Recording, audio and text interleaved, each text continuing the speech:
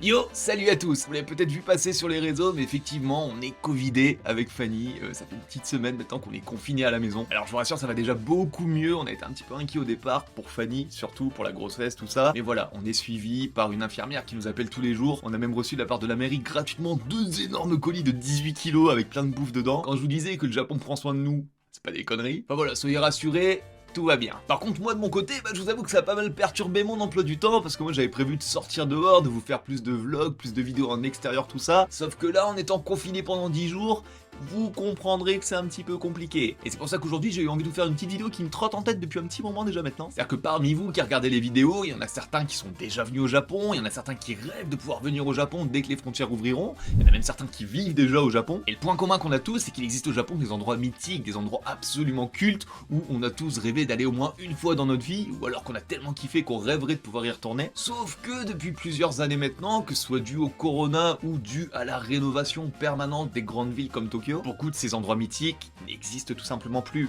rendant impossible le rêve de certains d'aller les visiter ou d'y retourner. Et c'est donc pour faire un hommage en quelque sorte à ces lieux-là que j'avais envie de vous en parler en vidéo. Alors forcément il y en a pas mal des lieux comme ça, je vais pas pouvoir tous vous les citer dans cette vidéo, mais si jamais vous kiffez le format, n'hésitez pas à me le faire savoir dans les commentaires, n'hésitez pas à me dire aussi les autres lieux que vous kiffez, qui ont malheureusement disparu ou qui vont disparaître, et si je vois que la vidéo fonctionne bien, écoutez, j'en ferai certainement un épisode 2. Sur ce, écoutez, comme d'habitude, moi je vous laisse vous préparer le petit café des familles, nous on ne perd pas plus de temps. Aujourd'hui je vous parle de ce Japon qui n'existe plus.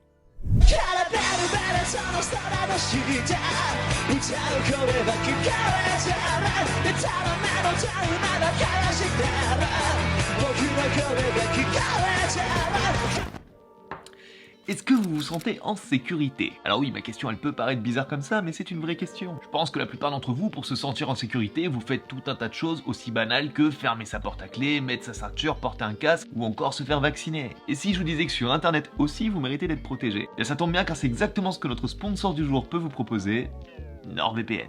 Alors NordVPN, vous le savez maintenant, c'est le meilleur VPN du marché, avec ses plus de 5800 serveurs à travers le monde, une connexion sur 6 appareils à la fois avec un seul compte, son application disponible sur Smart TV, tablette, ordinateur et bien sûr smartphone, toujours aussi intuitive et facile d'utilisation. Et ce que j'aime d'autant plus personnellement chez NordVPN, c'est que malgré tout ça, il ne cesse d'évoluer en vous proposant tout un tas de services pour vous aider au mieux à vous protéger sur internet. Je vous ai déjà parlé par exemple de Street Protection, qui est un outil gratuit que NordVPN a ajouté à son application, qui permet de protéger tous vos appareils contre les virus, ou encore de bloquer les publicités pop-up et les différents cookies qui vous traquent sur internet. Et bien à cela, NordVPN il a également ajouté à présent sous forme de 3 formules, les formules essentielles, avancées et ultimes, les outils NordPass, qui est un gestionnaire de mots de passe très intuitif et puissant qui comprend un scanner de vulnérabilité pour être sûr que vos mots de passe n'ont pas fuité sur internet, ainsi que NordLocker, qui vous donne accès à 1 Tera de stockage dans un cloud chiffré et ultra sécurisé. Enfin voilà, je vous avoue que pour moi qui utilise les services de NordVPN depuis déjà plusieurs années maintenant, ça fait vraiment plaisir de voir qu'il continue sans cesse d'innover et de proposer toujours plus d'options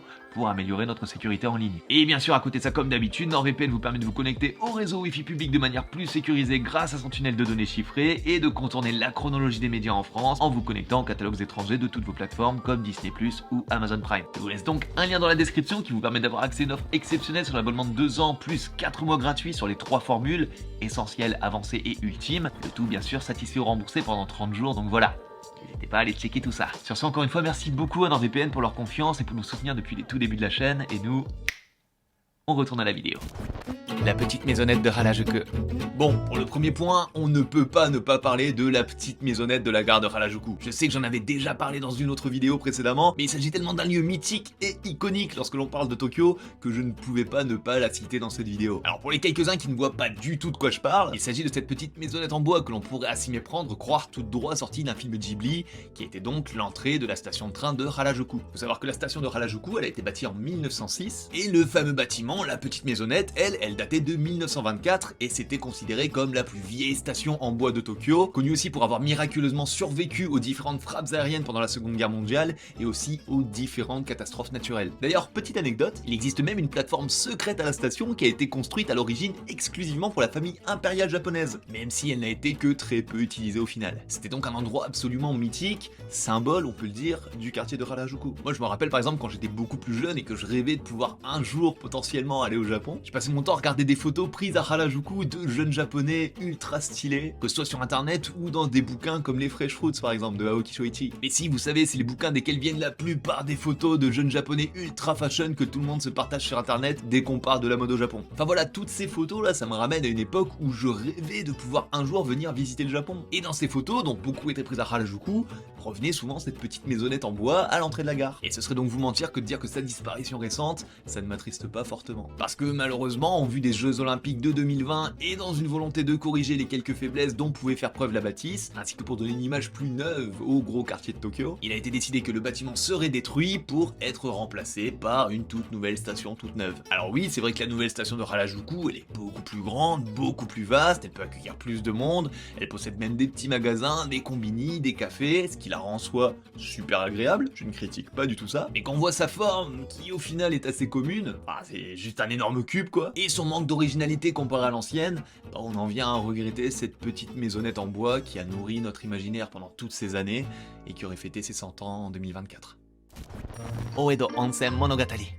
Alors quand on parle du Japon et des activités uniques et exceptionnelles qu'on peut y faire, il y en a un qui devrait tout de suite vous venir en tête, et c'est bien entendu les onsen, qui sont donc les fameux bains dans les sources chaudes au Japon. Il en existe de toutes sortes, que ce soit des bains publics ou des bains privés, que vous pouvez retrouver dans certains ryokan par exemple, et ça fait partie de ces activités absolument incontournables que vous devez d'essayer si un jour vous venez au Japon. Et parmi tous les onsen que vous pouvez retrouver au Japon, il y en a un qui avait su se démarquer autant par sa taille que par son originalité, c'est bien entendu le Oedo Onsen Monogatari à Odaiba. Il était donc situé à Odaiba, qui est une île artificielle située au sud-est de Tokyo, et qui est par ailleurs un de mes quartiers préférés de tout Tokyo, mais on reviendra dessus un petit peu plus tard parce que vous allez voir que le Uedo Onsen, c'est pas le seul endroit de la liste qui s'y situe. Et ce qui rendait le Uedo Onsen vraiment exceptionnel, outre ces bains dont l'eau était puisée à plus de 1400 mètres de profondeur, ce qui était déjà une prouesse en soi, c'était bien sûr son ambiance qui n'avait rien à envier à un Disneyland ou un Universal Studios. Parce que le Uedo Onsen, c'était bien plus qu'un simple onsen, c'était une véritable attraction à part entière qui reconstituait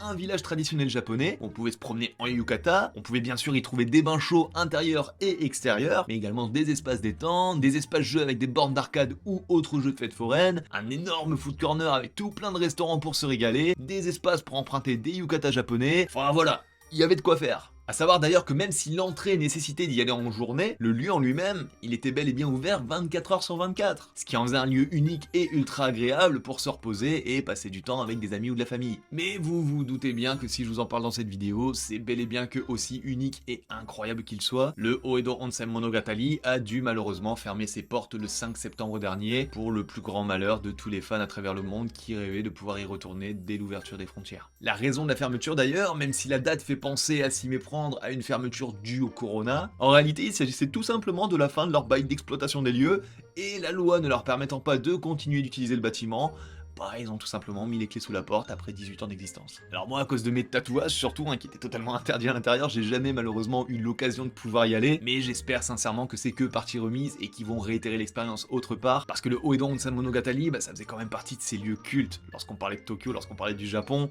et se dire que plus personne pourra jamais en profiter, c'est vrai que ça fait un petit peu mal au cœur. Le Capsule Tower de Nakagin. Alors pour le prochain lieu, je pense qu'il est peut-être beaucoup moins connu que la plupart des autres, même s'il fait littéralement partie de ces lieux à l'architecture unique, pour ne pas dire complètement what the fuck, qui font de Tokyo la ville originale qu'elle est. Le Nakagin Capsule Tower Building, c'était un gros bâtiment sur 13 étages, construit dans les années 70 dans le quartier de Ginza à Tokyo, qui était constitué pour faire simple de plein de petites capsules de 2,3 mètres sur 3,8 mètres, qui avaient comme particularité d'être totalement customisables. C'est-à-dire qu'on pouvait sur demande les utiliser individuellement, comme lieu de travail ou comme petit appartement, ou alors les combiner entre elles pour créer des espaces plus grands et pouvoir y accueillir plus de monde. C'était vraiment un lieu mythique avec une architecture digne des plus grands films de science-fiction qui a même inspiré certains auteurs au fil des années comme Katsuhiro Otomo avec Akira par exemple. D'ailleurs pour ceux qui se posent la question, c'est bien l'existence de ce bâtiment en particulier qui donnera des années plus tard à Kisho Kurokawa l'idée du tout premier capsule hôtel, le Capsule Inn de Osaka. Le côté ultra what the fuck et très futuriste du bâtiment faisait qu'on pouvait pas le louper tant il dénotait du reste des bâtiments qu'il y avait tout autour. Si bien qu'il était devenu un véritable lieu mythique amenant des gens du monde entier à venir visiter ce côté de Tokyo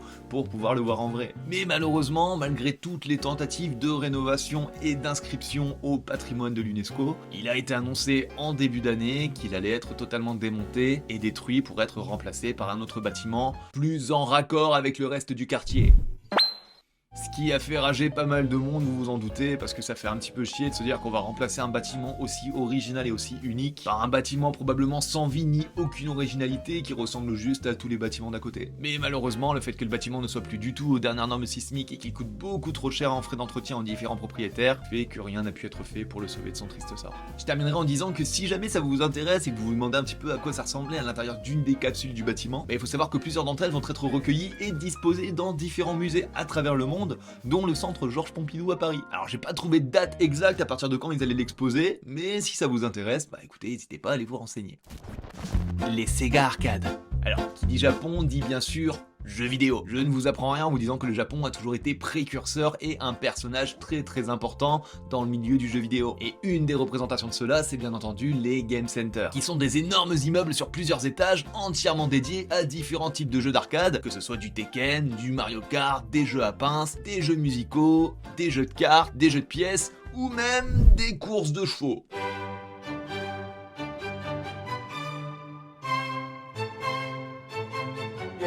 Alors ça, je vous avoue, j'ai jamais vraiment compris le délire.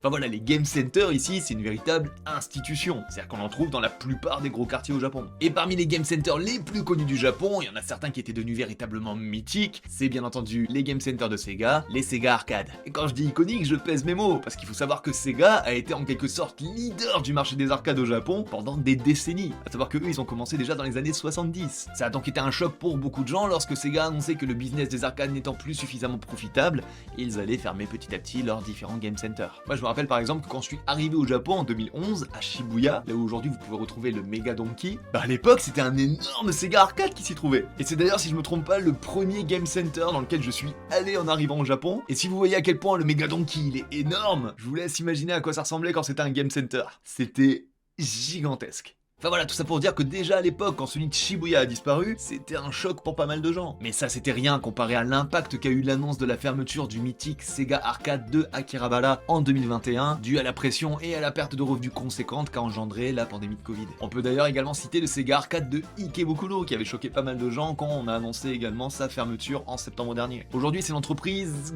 Gijo, Chicho, je sais pas comment ils prononcent ça, qui gère la plupart des anciens Sega Arcade, et on espère sincèrement que le business des arcades perdurera dans le temps, et que les quelques-uns encore debout ne subiront pas le sort de leurs cousins déjà disparus. D'ailleurs, pour rester dans le thème des Game Center,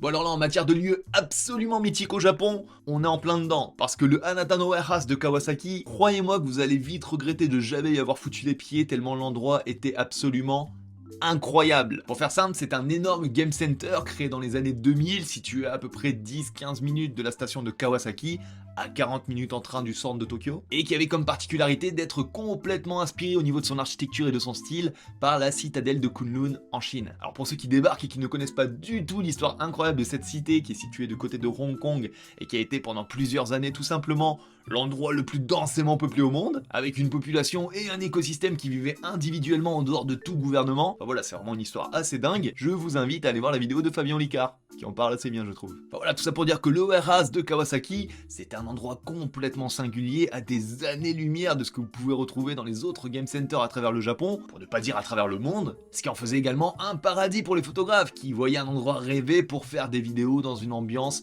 Asie, post-apo, cyberpunk. Déjà de l'extérieur, le bâtiment avec ses airs d'énormes bunkers tout rouillés, il était en total contraste avec le reste du paysage qui se trouvait tout autour. Mais c'est véritablement une fois à l'intérieur que la magie opérait. On était directement plongé dans une ambiance sombre, pour ne pas dire lugubre, avec des thèmes et jeux qui changeaient à chaque étage, passant des ruelles de Kunlun, ressemblant à s'y méprendre à un décor de jeux vidéo d'horreur du style Biohazard, à une fontaine en marbre de style gréco-romain, puis à de grandes salles remplies de néons. Et d'ailleurs on pouvait y trouver certes des arcades, mais également des tables de billard, de ping-pong, une bibliothèque, des casinos, des fléchettes. C'était un véritable centre de loisirs, centre d'amusement dans lequel on pouvait totalement s'y perdre et y passer la journée. Moi personnellement, même si je connaissais l'existence du lieu, j'avais jamais pris le temps, j'avais jamais eu l'occasion en fait de pouvoir m'y rendre, jusqu'à ce que j'entende parler de sa fermeture en 2019, ce qui m'a laissé tout juste le temps d'aller le visiter à quelques jours de sa fermeture définitive. D'ailleurs, petite anecdote pour ceux qui se rappellent de Tetsulo, et son premier clip, Scalpel, il avait été tourné en partie au warehouse de Kawasaki. Donc voilà, je vous laisse le lien dans la description si jamais jamais ça intéresse quelqu'un,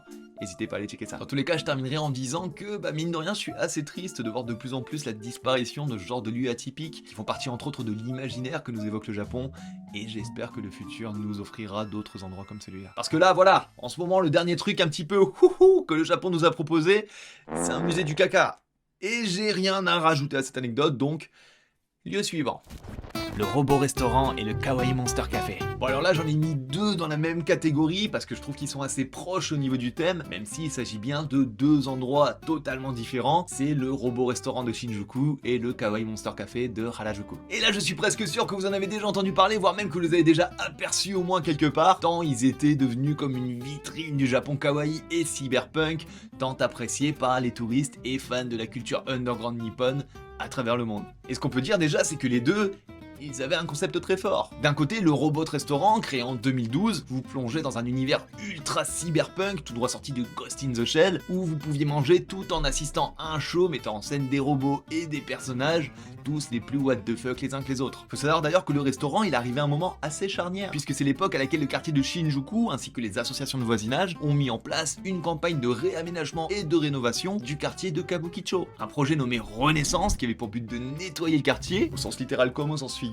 et ainsi le rendre plus attrayant pour les entreprises ainsi que pour les touristes étrangers. Et c'est donc avec un budget faramineux de plus d'1 million de dollars que le projet Robot Restaurant a été accepté, ce qui a permis son ouverture en 2012. Ensuite, en ce qui concerne le Kawaii Monster Café, lui, il a été créé par le créateur et designer japonais Masuda Sébastien, qui est l'un, pour ne pas dire le pionnier de la culture kawaii au Japon. C'est-à-dire que pour faire simple, vous vous rappelez de Kyali Pamu Pamu ?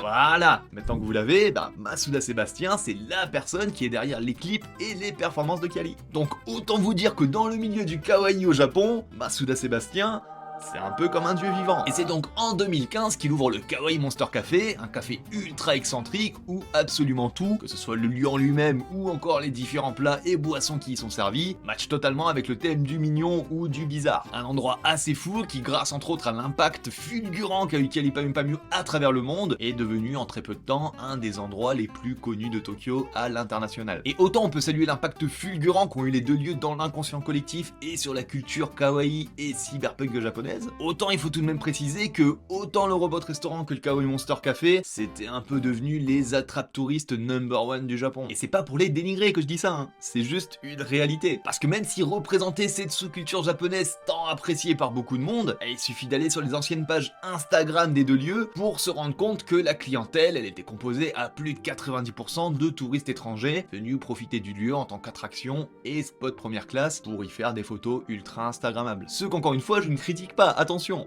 faites pas dire ce que j'ai pas dit. Je dis ça uniquement pour que vous compreniez bien que contrairement à l'image qu'on pouvait en avoir, il s'agissait en rien d'un lieu où se retrouvaient toutes les lolitas et autres japonais au style underground. Tu pouvais en trouver quelques-uns, je dis pas le contraire, mais ça restait quand même une énorme minorité, les deux lieux étant en grande majorité fréquentés surtout par des touristes étrangers comme je l'ai dit. Et surtout c'est bel et bien l'une des raisons principales qui a causé leur fermeture une fois la pandémie arrivée, avec la fermeture des frontières et donc vous l'imaginez l'absence totale de nouveaux clients pour renflouer les caisses des deux endroits. Moi par exemple en 12 ans de vie ici, je vous avoue que je suis jamais allé ni au Robot Restaurant ni au Kawaii Monster Café, parce que, et ça fait peut-être un petit peu péteux de le dire, mais quand tu vis sur place, ça fait très vite attrape touriste comme endroit, et on a plutôt tendance à aller dans des endroits un peu plus classiques on va dire. Ou alors vraiment pour des occasions spéciales comme pour l'anniversaire de quelqu'un ou des trucs du genre. Par contre, même si j'étais pas du tout le public visé, je vous avoue que ça m'attriste beaucoup de voir que ce genre d'endroit également disparaît petit à petit. Parce que c'est en quelque sorte une autre pierre, un autre clou qui s'ajoute à la tombe de tout cet aspect du Japon qui disparaît de plus en plus depuis un peu plus d'une dizaine d'années. Comme je disais plus tôt pour Harajuku, beaucoup d'entre nous ont grandi avec cette image du Japon, en regardant des photos et des reportages qui nous montraient toute cette sous-culture tellement extravagante et à des années-lumière de ce qu'on retrouvait ailleurs dans le monde. C'est cette culture-là qui a su donner au Japon cette espèce de singularité qui nous plaisait tellement et qui nous a fait aimer le Japon. Et la voir comme ça disparaître de plus en plus petit à petit, ça me fait un pincement au cœur. Parce que je me rends compte que ce Japon, même si c'est le Japon que j'ai aimé et qui m'a donné envie d'y vivre quand j'étais plus jeune, aujourd'hui, en 2022, il devient de plus en plus rare de l'apercevoir. Dans tous les cas, pour terminer, je dirais que dans leur au final très courte vie, les Robot Restaurant et Kawaii Monster Café ont su s'ériger en tant que porte-étendard de cette culture alternative japonaise, au point d'être utilisés dans des clips ou même des films à l'international, comme emblème de ce Japon qu'on a aimé, et juste pour ça, ils méritaient vraiment qu'on leur rende hommage, et que j'en parle aujourd'hui dans cette vidéo. Le Venus Fort à Odaiba. Bon alors pour celui-là, je suis beaucoup plus impacté parce que comme je vous l'ai dit, Odaiba, ça fait vraiment partie de mes quartiers préférés à Tokyo. Et donc quand l'annonce du redéveloppement du quartier et donc la destruction de tout le Palais de Town qui comprenait donc le Venus Fort, qui était sans aucun doute un des plus beaux centres commerciaux de tout le Japon, ainsi que le Zep Tokyo par exemple, qui était une des toutes meilleures salles de concert de Tokyo, bah, quand tout ça a été annoncé, là je vous avoue que ouais, ça m'a quand même fait un sacré choc et ça m'a pas mal attristé encore une fois. Rien que le Venus Fort, c'était un endroit absolument magnifique qui donnait l'impression à peine entré à l'intérieur de se retrouver dans l'Europe de la Renaissance, avec sa grande fontaine centrale, son plafond animé qui mettait différentiel, en gros sur 1 heure, 2 heures d'espace, vous aviez l'aube, vous avez le ciel tout bleu et vous aviez le coucher de soleil comme ça, c'était incroyable. Et puis ces murs et ces petits couloirs aussi qui nous faisaient voyager instantanément dans un petit village italien. Enfin voilà, c'était véritablement un lieu incroyable, un lieu unique qui dénotait totalement de ce qu'on pouvait trouver ailleurs comme centres commerciaux. Moi je vous avoue que même sans forcément aller y acheter quelque chose, j'adorais aller m'y promener, aller m'y balader. C'était un petit peu comme une espèce de village Disney, sauf que c'était accessible à tous et totalement gratuit. D'ailleurs à la nouvelle de la fermeture du Venus Fort, ça m'a doublement attristé parce que j'avais des amis qui ont leur marque Black Tokyo. Pour ceux qui suivent un peu la chaîne, vous savez, c'est la marque pour laquelle j'avais fait des publicités à l'époque avant de démarrer YouTube, tout ça. Et donc eux, ils avaient ouvert leur première boutique dans le Venus Fort à peine quelques temps avant qu'ils annoncent la destruction du lieu. Oui, on peut dire qu'au niveau timing de merde, ils ont fait très fort. Mais vous inquiétez pas, hein, tout est bien qui finit bien. Au final, ils ont pu ouvrir une nouvelle boutique dans la forêt, à Harajuku cette fois-ci. Et d'ailleurs, si jamais vous passez par l'un de ces quatre, bah n'hésitez pas à aller leur faire coucou, ils sont tous très très gentils. Dites que vous passez de la part de Mitsu. Ça leur fera plaisir. Enfin voilà, tout ça pour dire que entre le Oedo Onsen qu'on a vu tout à l'heure, le Zep Tokyo, qui pour ceux qui ne connaissent pas est une salle de concert absolument mythique à Tokyo, le Venus Fort, etc. Enfin vraiment, c'est tout un pan de l'histoire de Tokyo qui a disparu en un claquement de doigts. Et c'est pour ça que ce serait vous mentir que de vous dire que ça me rend pas ultra nostalgique de tous les moments que j'ai pu y passer. Pour moi, Odaiba, c'est une longue histoire d'amour. En tant que grand fan de Digimon, déjà quand j'étais petit, je rêvais d'un jour pouvoir venir à cet endroit absolument incroyable. Et après être arrivé au Japon et y être enfin allé, je suis tombé totalement amoureux du quartier, dans lequel j'ai même eu l'occasion d'ailleurs, hein, j'ai eu beaucoup de chance à ce niveau-là, de pouvoir venir plusieurs fois y travailler. Odaiba accueillant également les bureaux et studios de la chaîne de télé Fuji Télé, avec laquelle j'ai beaucoup collaboré. Dans tous les cas, j'espère que le futur il va nous réserver de belles surprises et je suis assez pressé, je vais pas vous mentir, de voir un peu les différents projets qui seront mis en place à Odaiba avec la fameuse rénovation là. Dans tous les cas, vous pouvez compter sur moi pour vous y amener dès que les travaux seront terminés. Le Agera et le Studio Cost. Alors là, si vous êtes des fans de la nightlife ou si même juste vous kiffez la musique tout simplement, c'est d'une très très grosse perte dont je vais vous parler parce que le Agera, pour ceux qui connaissaient pas, c'était tout simplement le plus gros club de tout le Japon. Il faisait même partie des plus gros clubs du monde avec 4 immenses scènes qui pouvaient accueillir les plus grands artistes et les plus grands DJ du monde entier, un système son parmi les plus quali au monde, une renommée internationale. Enfin voilà, que vous aimiez les clubs ou pas, moi par exemple je suis pas très club, hein, je vais pas vous mentir, ça n'empêche qu'on peut pas retirer au Agera d'avoir été pendant plusieurs années le nec plus ultra au niveau mondial de tout ce que l'on pouvait trouver en matière de nightlife. Et d'ailleurs, même sans être forcément fan des nightclubs, il faut savoir que le Agera, il est également composé du Studio Cost, qui était une des meilleures salles de concert de tout le pays, profitant comme je vous l'ai dit du sound system et des technologies lumière incroyables du site, permettant d'y produire des performances live incroyables, à tel point que beaucoup d'artistes, même à l'international, se bousculaient pour pouvoir y faire un concert pendant leur tournée au Japon. Enfin voilà, que ce soit le Agera ou le Studio Cost, on était vraiment sur le nec plus ultra, sur le top du top de ce qui pouvait se faire en matière de son, en matière de performance, etc. D'ailleurs, une de mes petites fiertés personnelles, une petite anecdote encore une fois, je vous la donne, c'est d'avoir pu jouer sur la fameuse scène du Studio Cost il y a de ça quelques années. Alors c'était pas pour un concert devant des dizaines de milliers de personnes, hein, calmez-vous tout de suite, c'était pour une publicité en fait pour la marque Sony, c'était pour des écouteurs de concert si vous voulez. Mais mine de rien, j'étais quand même assez content d'avoir pu jouer de la batterie sur la fameuse scène du Studio Cost, qui mine de rien, quand t'es un fan de musique, reste une scène absolument mythique. Enfin voilà, tout ça pour dire que encore une fois, c'est une énorme perte à laquelle on a fait face quand on a entendu parler de la fermeture du site en janvier de cette année. Une fermeture due entre autres à un trop gros déficit à cause de la pandémie de Covid encore une fois, même si on parle également d'une fin du contrat d'exploitation du site tout simplement. Dans tous les cas, pour terminer, je dirais que j'espère là aussi voir repopper quelque part un nouveau Studio Cost, un nouvel Agera, parce que mine de rien, les concerts du Studio Cost là, ça va manquer. Le Ikebukuro West Gate Park. Et donc je terminerai cette vidéo par certainement l'un des moins connus, mais également un de ceux qui aura eu le plus d'impact sur moi, c'est le Ikebukuro West Gate Park. Alors là en principe il y a deux solutions, soit vous êtes là en train d'attendre que je vous explique qu'est-ce que c'est que le Ikebukuro West Gate Park, soit vous êtes déjà en train de chanter Bokyaku no Sora de Saz en vous disant que King à l'époque, il était quand même putain de badass. Alors pour faire simple, hein, le IWGP pour raccourcir, c'était tout simplement le petit parc situé à côté de la sortie ouest de la gare de Ikebukuro, qui était devenu un lieu ultra culte dans les années 90, avec dans un premier temps les nouvelles, écrites par Ishida Ida, puis ensuite la série télé en 2000, qui encore aujourd'hui fait partie de mon top 3 de mes dramas japonais préférés. Alors, je vous promets, cette série, j'ai dû la mater au moins une vingtaine de fois, tellement tout est culte dedans. Alors on va pas se mentir, ça a un petit peu vieilli depuis, mais si jamais vous avez jamais regardé, si jamais vous aimez les histoires un peu sombres à base de Yankee, de Yakuza qui se foutent sur la gueule, que vous êtes un petit peu nostalgique de ce Japon des années 2000, franchement, je vous conseille d'y aller les yeux fermés. Ce drama, c'est une véritable pépite. Tout ça pour dire que ce fameux petit parc, à la sortie ouest de la gare de Ikebukuro, qui a donné ses lettres de noblesse à l'œuvre en question, même si en soi il n'y avait pas grand chose à voir ni à y faire, on va pas se mentir, bah ça restait tout de même un des endroits que j'avais absolument envie de voir une fois arrivé au Japon. Et j'ai eu la chance de pouvoir y aller et de pouvoir le voir encore à peu près intact, même si en 2011 il y avait déjà pas mal de choses qui avaient changé, on va pas se mentir, avant que tout soit détruit pour y reconstruire un tout nouveau complexe, qui en soi est très bien. Franchement à ce niveau-là on peut pas trop critiquer ce qu'ils en ont fait, c'est ultra propre. Mais ça n'empêche que je suis toujours aussi triste de me dire que je pourrai plus jamais revoir cette grande place avec sa petite fontaine où les artistes de rue avaient l'habitude de venir danser ou encore chanter. Enfin, c'est con, hein, mais c'est un petit peu comme la petite maisonnette de Harajuku au final. La disparition de ce petit parc, ça a été comme un autre clou qui scellait la tombe de ce Japon qui m'a fait tomber amoureux de ce pays quand j'étais plus jeune. C'est-à-dire qu'en quelque sorte, tout ça, bah c'est normal. Une ville, c'est vivant, ça évolue tout le temps, ça se rénove constamment. Il y a des lieux qui disparaissent et d'autres qui apparaissent. Parfois ça évolue en bien, parfois un peu moins. Et au final, je me dis que je suis chanceux de pouvoir vivre ici depuis déjà 12 ans et de pouvoir voir l'évolution en direct de cette ville qui est si chère à mon cœur. Depuis 2011, j'ai pu voir plusieurs fois Shibuya, Shinjuku changer totalement de visage. Tous les lieux dont je vous ai parlé dans cette vidéo, même si pour beaucoup la disparition m'attriste beaucoup, ne subissent au final que l'évolution logique des choses. Et ce sentiment de tristesse en quelque sorte que leur disparition nous procure ne traduit au final que notre mélancolie à la vue de cette culture, de cette époque avec laquelle on a grandi, qui disparaît elle aussi. Donc oui, je suis triste en quelque sorte de me dire que je ne connaîtrai jamais réellement la plupart des lieux et l'ambiance de Japon d'il y a 20 ans. Tout comme je suis triste de voir certains lieux qui disparaissent devant mes yeux. Mais au final, je me dis que je suis tout aussi content de pouvoir être là, de pouvoir être présent pour la naissance de nouveaux lieux, qui j'en suis sûr pour certains deviendront aussi cultes que leurs aînés pour les nouvelles générations. Pour terminer, je dirais que pour moi, Tokyo, ça restera jamais une des plus belles villes du monde. Et je suis pressé que vous puissiez vous-même vous y rendre pour que vous compreniez que malgré tous ces changements, elle en reste pas moins une ville extraordinaire. Sur ce, écoutez, on arrive enfin sur la fin de cette vidéo, merci beaucoup de l'avoir regardé jusqu'au bout, n'hésitez pas à me dire dans les commentaires un petit peu ce que vous en avez pensé. Alors, encore une fois, j'ai pas pu citer tous les lieux qui disparaissent ou qui ont disparu, si jamais j'ai pas cité votre lieu préféré, n'hésitez pas à me le noter dans les commentaires. Encore une fois, si je vois que la vidéo marche bien, j'en ferai certainement un épisode 2. Et sinon, écoutez, bah, comme d'habitude, je compte sur vous pour le commentaire, le pouce en l'air, l'abonnement, partager la vidéo, c'est très important. Et sinon, bah, nous on se retrouve dans tous les cas la semaine prochaine pour une toute nouvelle vidéo. Sur ce, écoutez, c'était Mitsu, je vous fais des énormes bisous, à bientôt,